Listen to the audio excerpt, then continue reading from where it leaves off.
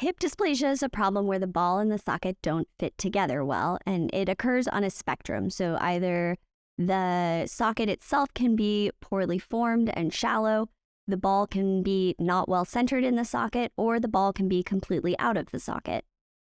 This is a congenital abnormality, with risk factors being children who are firstborn females, those that are born breech, and anyone with a family history of hip dysplasia. All infants should be screened on their initial newborn screen, and then pediatricians screen the hips at every visit, looking for either an audible clunk in the hip, asymmetric thigh folds, or differences in limb length discrepancy. Any child who meets the criteria for risk factors or who has an abnormal exam should be sent for a screening ultrasound at 6 weeks of life and referred to the pediatric orthopedic surgeon. When caught early, these are treated in a pavlik harness, which is a harness that keeps the hips in what we call a hip-healthy position, with the idea being that if we can get the hip well centered in the socket will remodel to better contain the hip.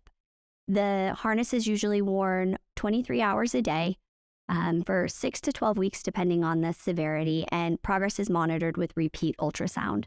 For those children that fail harness treatment, we can then transition to a rigid orthosis called a rhino brace to try and better contain the hip. For the vast majority of children, a pavlik harness is successful in about 90% of cases, and children with hip dysplasia that's caught early generally do very well.